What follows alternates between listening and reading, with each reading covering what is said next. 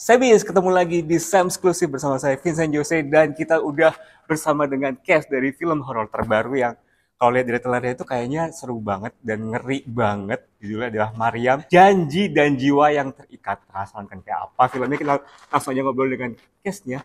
Ada Wafda, Hai. ada Clarissa Taufan, ada juga Debo. Halo.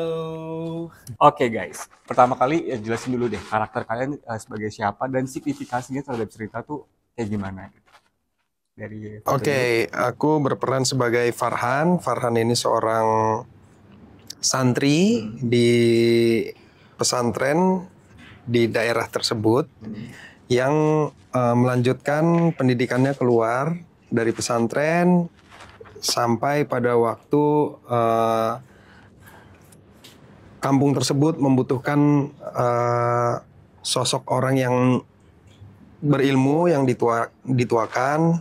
Kembalilah aku ke kampung tersebut karena ada yang salah satu warga di kampung tersebut yang memang butuh pertolongan gitu, Maryam, sehingga Farhan pulang. Jadi sebenarnya dia bukan ustadz sih, cuman memang lebih ahli agama gitu ya. lebih berilmu aja di bidang agama, jadi masyarakat melabelinya ya Ustadz Farhan gitu, memanggilnya Ustadz Farhan gitu sih. Kalau Clarissa? Kalau aku berperan sebagai Maryam, yang dimana Maryam ini seorang perempuan yang emang umurnya kurang lebih sama aku, yang dimana Maryam ini dari sebelum lahir sudah dipilih dan ditemani oleh sesosok entitas. Dan sampai sekarang Maryam di usianya yang udah 28 tahun masih bertanya apa penyebab yang menyebabkan dia adalah perempuan yang dipilih untuk diikuti, ditemani oleh entitas ini, dan bagaimana caranya dia bisa lepas dari gangguan-gangguan yang dialami oleh Maryam setiap hari. Oke, kalau Ibu? Aku berperan sebagai Bagas. Jadi Bagas ini adalah pria yang memiliki kedekatan khusus dengan Maryam. Di mana Bagas memiliki niat-niat yang tulus, menyayangi, mencintai, walaupun banyak teror yang terjadi pada Bagas. Karena Bagas pun sebenarnya tahu kalau Maryam ini memiliki bukan teman sebenarnya.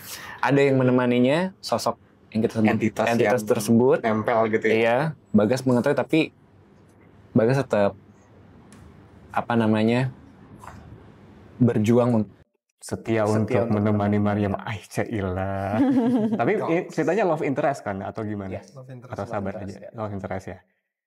Oke, kalau aku lihat dari trailernya itu ya kayak wah ini curiganya nih. Aku nggak tahu ya, correct me if I'm wrong ya.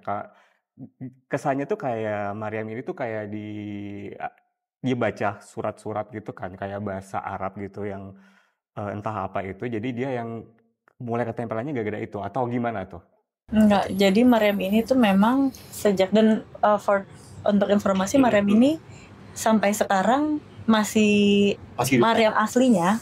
Sampai sekarang masih belum tahu apa penyebabnya dia diikuti oleh entitas ini dan bagaimana caranya dia bisa lepas dari semua gangguannya gitu. Dan dari sebelum lahir pun Maryam sudah dipilih gitu. Jadi bukan dari surat terus dia jadi diikutin, enggak gitu, tapi emang dari kecil dia sudah dipilih dan ditemani oleh sosok ini. Dan emang dari kecil udah ada anomali seperti di sekolah gitu. Misalnya dia udah bisa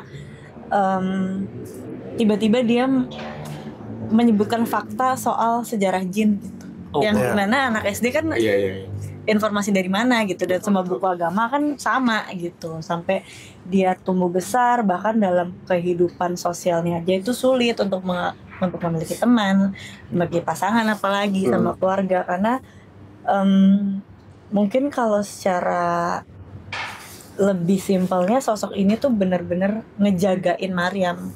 Jadi ketika ada orang yang memiliki niat baik, niatnya baik sebenarnya kan. Niatnya baik, tapi kita nggak tahu apa yang terjadi sama dia. Apalagi kalau ada orang yang memiliki niat jahat ke Maryam, ya sudah tahu lah apa yang akan terjadi ke orang tersebut. Tapi sebenarnya kan kalau misalnya kita pernah dengar ya, kayaknya hampir kita semua pernah dengar ya, ada bahwa semua ini mengikuti ya, punya kayak guardian angelnya itu kan yang selalu menjaga kita gitu. Atau fasilitas seperti kayak gitu, atau ini harmful nggak sih benernya sosoknya? Kalau based on apa yang sudah disampaikan oleh Maryam, kalau ngomong harmful, ya memang Atau harmful maaf buat orang korbannya sudah udah ada. ada gitu. Bahkan dari orang-orang yang dipercaya Maryam untuk membantu dia pun sudah ada yang sampai menelan korban jiwa gitu. Sampai meninggal ya. Sampai meninggal. Kalau nggak salah JTL juga ada, kalau kena Debo dia dibuat celaka ya, nggak salah ya. Dibuat berdarah-darah ya. Ya, Iya, tapi nggak cuman orang-orang terdekat, maksudnya aku aja yang punya niat baik tulus masih dicelakai, apalagi yang punya niat buruk sama Maryam gitu.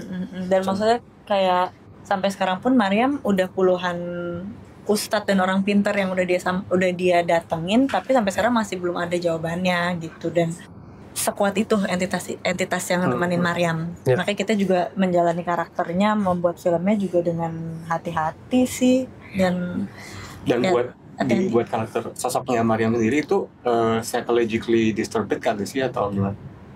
Banget. Aku yang memeranin ya, maksudnya aku yang memerani selama beberapa bulan aja, secara fisik, mental, dan psikologikal itu capek banget, capek, lelah. In what way sih sebenarnya? In what way disturbednya gitu? Sangat drain. Ada rasa was-was yang, jadi selama prosesnya aku merasa, ini maksudnya yang aku rasain gitu ya, aku merasa ada yang mengawasi kali ya. Maksudnya untuk aku menjadi karakter Maryam gitu. Jadi rasa untuk mendapat rasa tenang itu sulit rasanya. Jadi kayak mau ngapain takut dan berhati-hati banget gitu ya. Karena kita nggak tahu. Jadi apa yang gerakan yang mau aku buat itu harus persetujuan dari yang.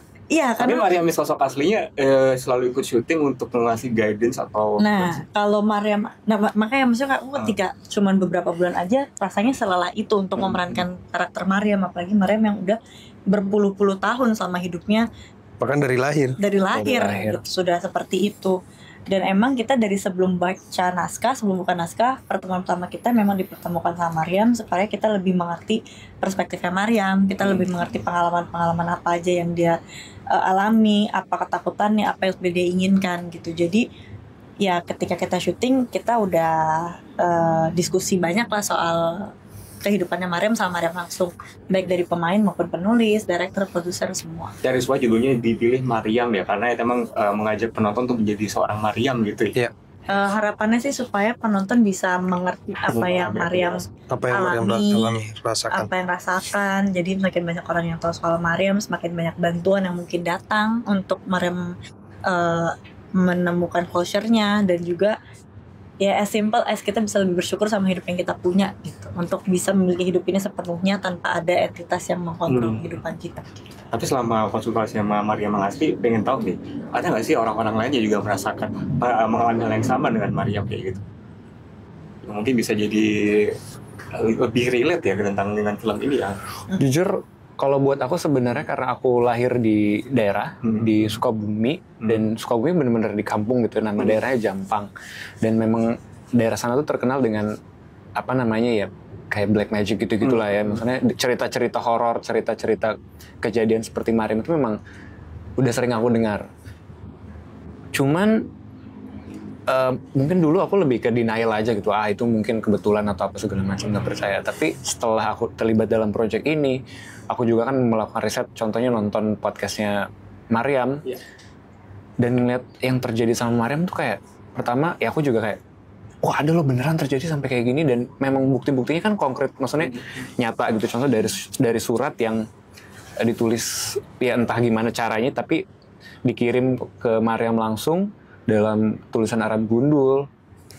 Itu yang menurutku lebih meyakinkan kalau ini beneran real.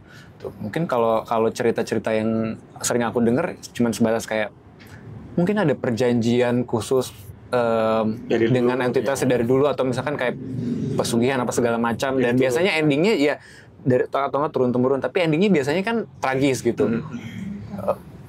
kalau ini kan masih Mariam sendiri kan masih berlanjut sampai sekarang, masih dia masih berusaha mencari jalan keluar, dan dia juga masih mencari tahu gitu apa sih penyebab utama dari sosok yang ada menemani Mariam itu.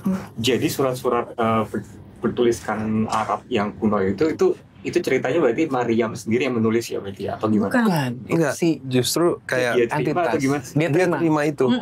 Dari mana tuh nggak jelas juga ya? Nah iya, jadi memang suratnya itu ada secara random gitu. Ada yang ditemukan di tumpukan, ada karena suratnya keluar 1-2, ada banyak, dan tulisannya itu menggunakan Arab gundul dengan tulisan kuno dan tulisan pujangga.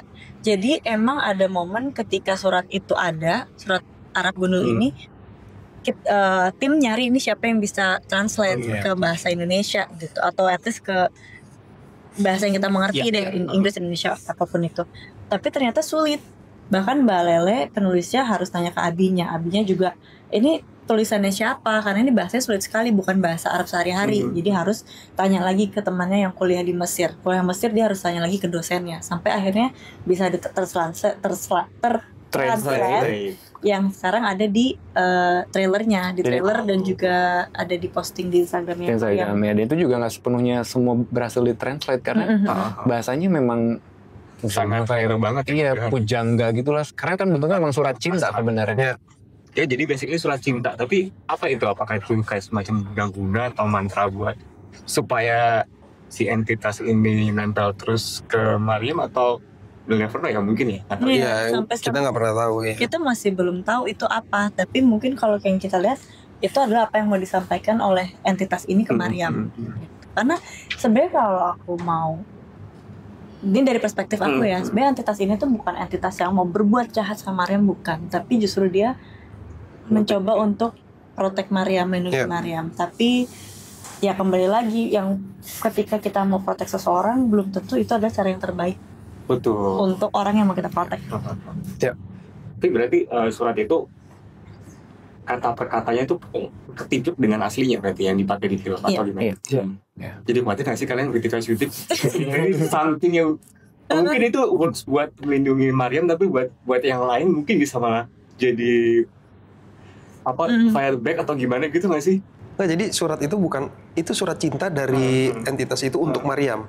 Jadi bukan bacaan doa untuk Maryam sih sebenarnya. Jadi kayak maksudku bisa aja kan tiba-tiba itu kan surat gue buat Maryam, kenapa lu baca katanya. Iya.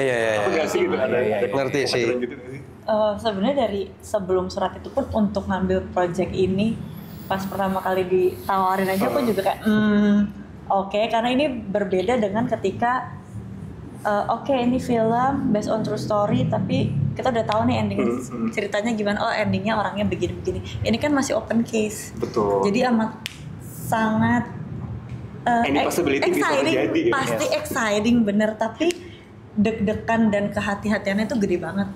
Jujur gede banget. Padahal kalian bertiga juga bukan kali-kali pertama yang main horor ya, padahal ya. Iya. Iya kan? Kalau ini buat aku kedua kali. Kedua kali kan. Tapi untuk background karakter dan karakter aku sendiri, adegan-adegannya ini baru banget aku pertama kali seumur hidup. Dan bisa dibilang ini terberat sih selama aku syuting gitu, berakting ya. Wah, apa sih? Boleh nggak di-spill dikit aja yang menurut kamu itu gila banget, kayak aku nggak mau ngelakuin ini lagi deh gitu. Mau berapapun bayarannya di film gue nggak mau ngelakuin ini deh.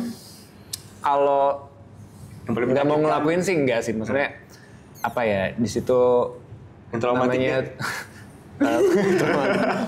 karena kan sebenarnya tugasnya aktor ya harus bisa jadi apapun, harus bisa melakukan apapun. Cuman yang kalau dari trailer kan aku berdarah-darah. Aku mungkin bisa ceritain ketika prosesnya aja. Itu kebetulan memang apa ya, surprise banget. Adegan itu aku ambil di hari pertama syuting, dan aku punya sedikit treatment sih, kayak minta tolong ke teman-teman kru, ke teman-teman telco, kayak untuk sebelum adegan ini selesai tolong jangan ajak ngobrol dulu ya. Soalnya kayak aku pengen bener-bener fokus, karena pas adegan itu pun aku sebenarnya ada satu adjustment yang aku, Claresta dan teman-teman lain kru pun bahkan nggak tahu. Jadi pas sebelum take aku baru dikasih tahu Terus pas aku datang ke set dengan adegan yang akan dilakukan, semua orang langsung kayak Claresta pun langsung kayak Adegan yang mana adegannya gitu ya? pokoknya ada Claresta adegannya buka jendela. Pas buka jendela kayak wah gitu. Pokoknya kalau yang penasaran nonton jadi filmnya, terus kalau dia Claresta buka jendela, siap-siap tuh. itu yang paling menurut lo paling challenging ya. Yes. Kalau buat Claresta sama Oda, ada adegan yang menurut kalian wah ini traumatik banget, gue nggak mau lagi deh kalau misalnya ada tinggi. Atau yang paling challenging lah kalau misalnya nggak sampai startup gitu. Kalau traumatik nggak ada sih. Cuman kalau adegan yang memang first time nih kita ngelakuin kayak gini tuh ada beberapa ya, Clar. Malah excited ya malah ya. Malah iya. Karena emang maksudnya setiap karakter pasti punya tantangannya masing-masing, setiap cerita punya tantangan masing-masing. Tapi emang di film Mariam ini, Claresta sebagai Mariam banyak adegan-adegan yang baru aku lakukan di film ini. Terus banyak juga proses pengalaman baru yang baru aku dapat di project ini gitu. Maksudnya secara pembuatan karakternya memang aku berdasarkan Mariam, tapi kan pasti ada adjustment bagaimana caranya untuk aku bisa merasakan dan merepresentasikan Mariam gitu. Yeah. Dan iya, untuk aku pribadi sih bukan proses yang mudah gitu. Tapi kalau sampai traumatik sih alhamdulillah. Untuk karakternya berapa lama tuh butuh untuk readingnya untuk karakternya? Kita proses berapa lama ya? Sebulan ya? Sebulan reading. Ada ujian khusus nanti dari Mariam ngasih kayak warning gitu, atau kamu harus gini atau kamu nggak boleh gini? Kalau dari Mariam memang salah satu pertanyaan pertama aku, ini aman nggak untuk dibuat film? Mariam nggak apa-apa kan dibuat aja. Tapi memang sebagai manusia kita nggak bisa lah ngasih 100% aman, ini aman gitu. Cuman memang dia bilang ya insya Allah kakak sebagai meranin aku akan aman, tapi aku emang lebih concern dengan nanti siapa yang akan memerankan entitas Sosok tersebut gitu. Justru bahaya kayak yang meranin entitas Mariam ya. Iya gitu, dan maksudnya kayak pas setelah syuting aku ketemu lagi sama Mariam di sini juga emang Mariam bilang aku pas lagi selama syuting emang ada berapa kali tuh dimimpiin. Terus siapa Mariamnya gitu, dimimpiin apa gitu, lebih kayak itu siapa yang peranin saya gitu. Dan ternyata emang hari ini barusan tadi di bawah aku baru tahu Bang Ruli yang memerankannya itu emang dialah yang diliatin gitu. Dikasih ternyata lihat si sosok itu. Itu yang peranin sosok entitas. Yang meranin sosok entitas Diliatin itu. gimana maksudnya itu? Nah itu berarti yang Jadi waktu hari pertama syuting di lokasi itu dia lagi nunggu lah habis maghrib mau ke toilet kan. Terus karena jarak dari set dari base camp ke toilet itu lumayan gitu, dia di pinggir pantai, jadi dia kayak udahlah cowok ini di belakang tenda aja lah gitu. Oh jadi sembarangan gitu ya? Pada saat mau itu depan dia tuh ada pohon, di balik pohon itu ada sosok yang besar. Tapi itu gitu. pasti sosok entitas yang dimaksud yang solid Mariam itu gitu. atau Nah dia nggak tahu awalnya kan. Setelah dia pikir binatang. dia pikir apa binatang atau apa, karena tapi memang besar banget. Si Mas Ruli ini tingginya 190. Wow. Tinggi artinya, dan itu sosok itu lebih besar lagi dia bilang. Oke. Dia udah di make up di waktu itu? Belum. Sampai akhirnya tes kostum lah. After itu udah persiapan mau take, tes kostum. Pas dia lihat, ini yang gue lihat tadi nih. Jadi kostum yang dia pakai, yang dia pakai itu gitu kayak. Wah, nah untungnya dia nggak cerita, baru cerita tadi tuh. Iya. Kalau enggak kan, Kita bukan dia tuh yang jadi beneran ya. Iya. Itu dia. Sampai akhirnya udah pindah lokasi di Tanjung Lesung itu. Di set ada kayak bayangan dari kecil sampai besar, dan itu dia dikelilingin gitu. Cuman ini bentuknya kayak asap gitu, apa bayangan gitulah. Jadi hati-hati ya kalau misalnya ditawarin memerankan sosok entitas ya.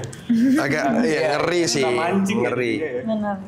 Karena tadi juga kita sempat diceritain Kak Lele soal si Jin ini, katanya memang kalau kita penasaran atau kita mungkin kayak lebih menantang dia kayak masa sih ada atau enggak, malah dia tuh makin yakin, makin muncul, makin berani gitu menunjukkan sosoknya dia. Pengen lihat lo nih, gitu kayak waduh. Dan beruntungnya kita memang nggak ada yang tahu. Mungkin kalau kita tahu kayak masa sih? Kita jadi bertanya-tanya atau jadi takut, mungkin dia malah menunjukkan ini gitu kan. Tapi gimana sih kerja sama bareng sama Bang Kino? Kalau Wafda kan udah 3 kali kan ya sama Bang Kino? 3. Iya, 3. Kayaknya udah jadi langganan dia ya. Oh udah nih Wafda aja deh yang mana. Kayaknya pertama kali join dia deh kayaknya nih. Apa? Yang pertama kali join di Maria. Enggak, justru aku terakhir ya. Claresta memang. Mau terakhir. Enggak, Debo terakhir. Abis Claresta baru aku. Ada yang beda nggak dari apa? Oke, pertama gini deh. Apa yang bikin tertarik untuk oke, ada Bang Kino ini, gue mau lagi deh gitu. Itu kalau aku prinsipnya kerja itu pasti satu cari nyaman. Artinya kira-kira bisa nyaman nggak kita kerja. Kan lihat dulu siapa yang krunya, artinya siapa yang memimpin proyek ini misalnya gitu kan. Oke, Bang Kinoy sebelumnya udah pernah kerja sama, pasti kan itu awalnya. Terus seberat apapun kita harus tetap senang melakukannya, mengerjakannya. Jadi memang ada beberapa hal sebelum aku ambil proyek itu pasti lihat poin-poin itu dulu gitu. Aku happy sejauh ini, maksudnya seneng kerjasama sama Bang Kinoy gitu. Tapi di film Maryam ini memang ada treatment-treatment yang berbeda, yang ya nanti ditonton aja tanggal 18. Yes. Kalau dari Claresa sama Debo mungkin ada sesuatu yang mau disampaikan, kesan-kesannya kerjasama dengan Bang Kinoy. Kalau aku nih pertama kali kerjasama sama Bang Kinoy, dan jadi kan aku nggak punya pembanding dengan yang project sebelumnya, dan aku setuju banget sama Wafda yang emang di film Maryam ini banyak treatment yang berbeda dan khusus di film Maryam ini yang kayak oke, menarik nih. Ya. Dan banyak elemen of surprise. Dan kau belum bosan yang main di horor ya? Masih, wah ini seru gitu ya?